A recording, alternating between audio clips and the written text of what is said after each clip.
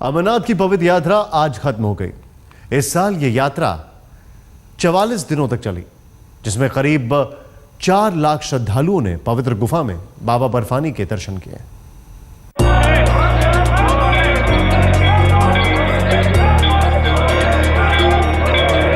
अमरनाथ गुफा में भगवान शिव की पवित्र छड़ी मुबारक के पहुंचने के साथ ही अमरनाथ यात्रा खत्म हो गई। इस साल ये यात्रा 44 दिन चली।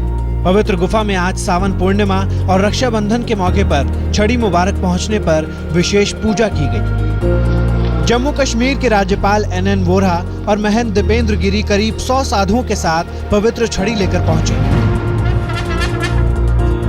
6 जून को आखिरी जत्थे के साथ छड़ी मुबारक की रवानगी हुई थी। पवित्र छड़ी मुबारक की यात्रा शुरू हो चुकी है और यहाँ श्रीनगर से निकलकर 10 अगस्त को ये अमरनाथ गुफा पहुंचेगी, जिसके साथ ही इस साल की अमरनाथ यात्रा संपन्न होगी और रक्षाबंधन के दिन ये यात्रा जो है खत्म होगी। और फिलहाल अभी तक 4 लाख से भी ज्यादा श्रद्धालुओं ने अमरनाथ गुफा में शिवलिंग के दर्शन किए हैं और आखिरी जत्था जो है अमरनाथ यात्रा का वो इसी छड़ी मुबारक के साथ कड़ी सुरक्षा के बीच अमरनाथ गुफा के लिए रवाना हुआ है। 12 अगस्त को पूजा और विसर्जन के बाद छड़ी मुबारक दशनामी अखाड़े को सौंप दी जाएगी। इस साल 28 जून को अमरनाथ यात्रा शुरू हुई थी।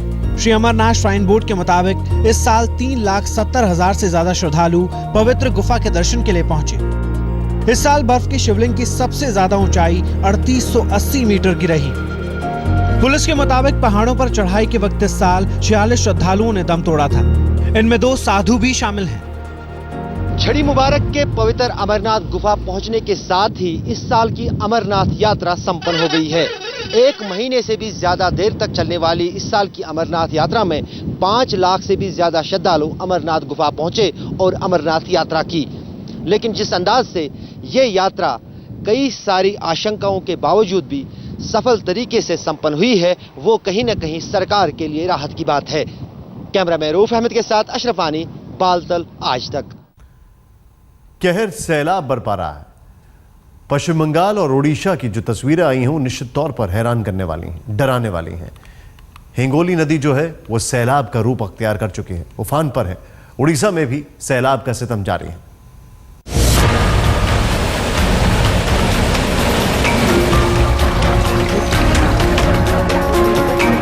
उत्तराखंड और उत्तर प्रदेश के साथ साथ बाढ़ ने ओडिशा और पश्चिम बंगाल में खासी तबाही मचाई है। ओडिशा में महानदी के डेल्टा क्षेत्र में 18 लाख लोग बाढ़ की चपेट में हैं और अब तक 35 लोगों की जान जा चुकी है। ओडिशा का बहुत बड़ा इलाका पानी में डूबा हुआ है। गांव में जाने के रास्ते बंद हैं। नाव के जरिए ही राहत और बचाव किया जा रहा है। हालांकि पिछले 1 दिन से महानदी का जल स्तर कम हुआ है, लेकिन बाढ़ग्रस्त इलाकों में पानी के स्तर में कमी नहीं आई है। वैतरणी नदी की बाढ़ में केंद्रपाड़ा और पुरी जिलों की 20 तहसील पानी में पूरी तरह डूब गई हैं। इस बीच जाजपुर और भद्रक जिलों में हालात सुधरे हैं।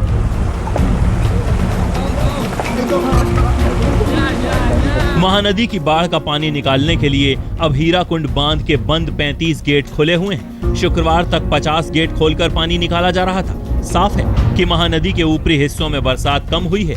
हीराकुंड बांध में जल स्तर 627 फीट पहुंच गया है, जबकि इसकी क्षमता 630 फीट है। हीराकुंड बांध से ऊपर पिछले 24 घंटे में 0.32 मिलीमीटर बारिश दर्ज की गई है। ओडिशा के 23 जिलों के 3,990 गांव, 132 ब्लॉक और 1,084 गांव बाढ़ के पानी से घिरे हैं। मुख्यमंत्री नवीन पटनायक शुक्रवार को ही बाढ़ प्रभावित कटक, जाजपुर, केंद्रपाड़ा और भद्रक जिलों का हवाई दौरा कर चुके हैं। फिलहाल ओडिशा में बाढ़ से राहत के आसार दूर दूर तक नहीं है। ओडिशा सहित पश्चिम बंगाल भी बाढ़ से बेहाल है। बीरभूम के पास हिंगलो नदी की बाढ़, नेशनल हाईवे 60 पर चढ़ाई। हाईवे से गुजर रहा एक मिनी ट्रक बाढ़ की चपेट में आकर बह गया, जबकि एक बड़ा ट्रक बाढ़ के पानी में फंस गया। हाईवे पर बाढ़ आने से लंबा जाम लग गया। स्थानीय लोगों के मुताबिक बीरभूम के गंगाराम चौक बांध से अचानक पानी छोड़ने से बाढ़ आई, जिससे बीरभूम के लोगों की मुसीबत बढ़ गई। ओडिशा और पश्चिम बंगाल में बारिश ने तबाही के हालात पैदा कर दिए हैं। बाढ़ के उतरने के आसार फिलहाल नहीं है। कटक से मनोज्ञा लोईवाल के साथ अनिल गिरी, बीरभूम, आज तक।